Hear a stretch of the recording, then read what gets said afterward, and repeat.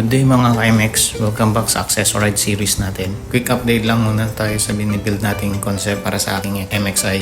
So sa previous videos ko ay ipakita ko sa inyo yung pagpapalit ng seat bone at seat cover para bumagay sa aking built-in concept. Nakapag-install na rin tayo ng air diffusers or tinatawag nilang veloscope or velocity sa ating engine cover. Nakapag-install na din tayo ng foldable 360 side mirror. So far mga minor details pa lang tayo sa ating binibuild na concept. Kaya for today's video, share ko naman sa inyo yung one of the major modifications sa aking motor. Dito ang pagbabago natin ng tindig. Ito ay pagpapalit natin ng engine support na mas mahaba ng konti compared sa stock sa ating MXI. 3 years ago, plano ko na magpalit ng engine bushing and damper. Dahil 8 years na din kasi itong MXI ko at may mga visible cracks na din sa mga dampers ng engine mounting. As we don't know, crucial itong part na ito sa ating motor. Ito kasi yung nag-absorb ng engine vibrations, ingay mula sa makina. Itong nagmamantain ng balanse or stability habang nagda-drive ka. Dahil isang uso na din ng Indo concept, kaya minabuti ko na rin isabay ang magpapalit ng aking engine support para dito sa aking MXI. So huwag na natin pahabain pa mga MX. Tara, samahan nyo ako at sa papalit sa pagmamodify sa ating engine support AC.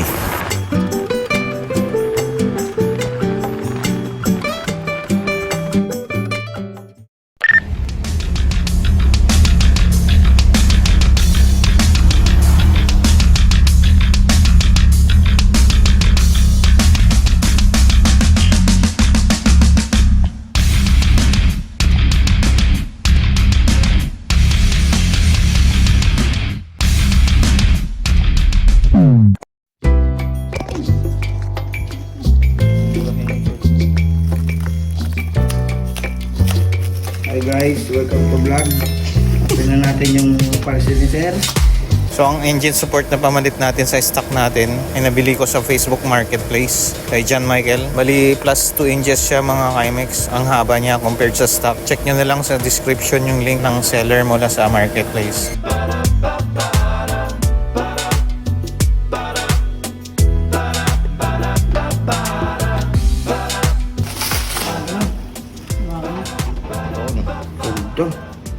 Bigat nga eh. Pero dapat ito ano, Bigat na. Bigat na. Sulit. Matibay ito. pero maganda sana Sir kung ano. Ay, sawagin tago. So after natin matanggap yung item mula sa seller ay dadalhin naman natin ng engine support sa painting shop kasi mas gusto ko yung may kulay. Pasok sa concept na gusto ko sa MXI ko. So let's go mga MX. Dito lang siya dito sa may Las Piñas City. So nakarating na tayo dito sa shop, JDM Powder Coating dito sa Las Piñas mga MX. So ipapagawa na natin tong dala nating engine support. Ito, namit natin si Kuya Alan. Si Kuya Alan pala ang may-ari ng shop na ito at siya rin ang gumagawa ng painting jobs dito sa shop. At sinare niya rin sa akin yung proseso ng pagpa-powder coat nila sa ating engine support. Meron rin silang FB page. So i-check nyo na lang sa ibaba sa video description nito yung link para ma-visit nyo yung page nila at i-follow nyo na rin ang JDM Powder Coat mga ka-MX.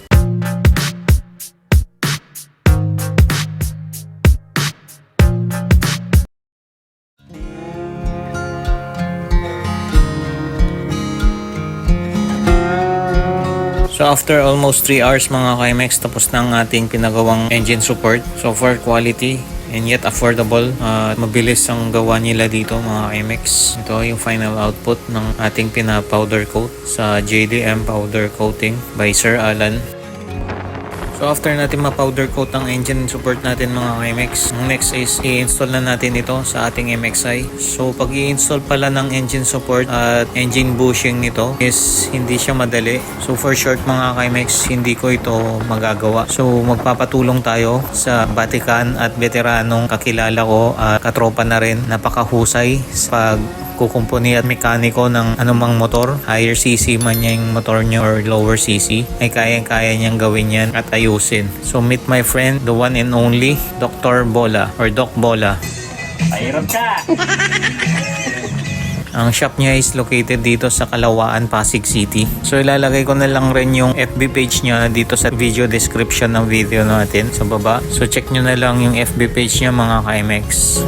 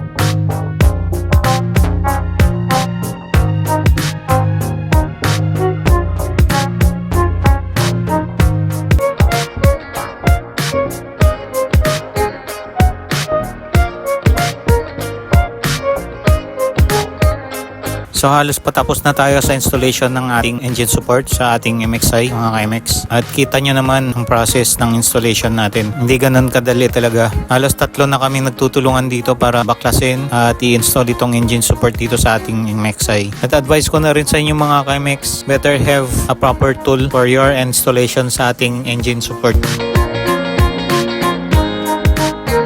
Paalala lang pala mga ka-MX, kung magbabalak kayong mag-install rin ng ganitong type of engine support ay maapektuhan rin yung ibang parts ng MXI natin sa pag-i-install nito. Ito ay mga sumusunod: brake cable and harness and brackets. So madaling salita, mababanat ng bahagya itong brake cable natin dito sa likuran, kaya dapat nating ayusin yung latag, yung harnessing nitong brake cable sa ating MXI mga ka-MX.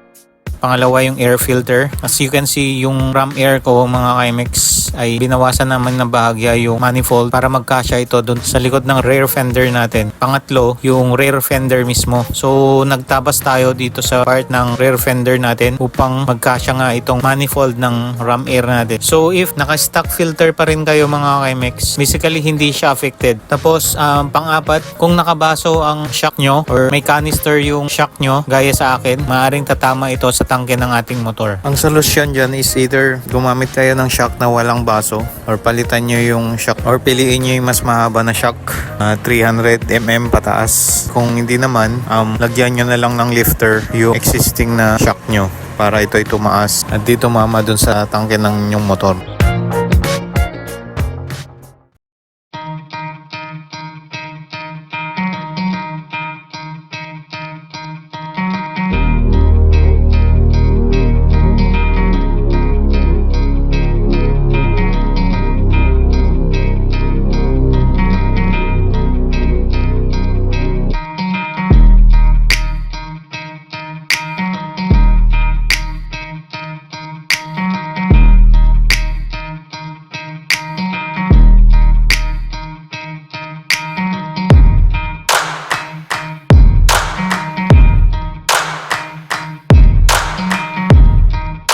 At yan mga ka-MX, ang pag-i-install natin ng engine support para sa ating MXI. Sana nasundan nyo at nag-enjoy kayo sa Accessoride series natin for today, ang ating Indo concept episode. At if you do, huwag kalimutang press yung like button at share nyo na rin sa kapwa nating kagulong at mga ka-MX.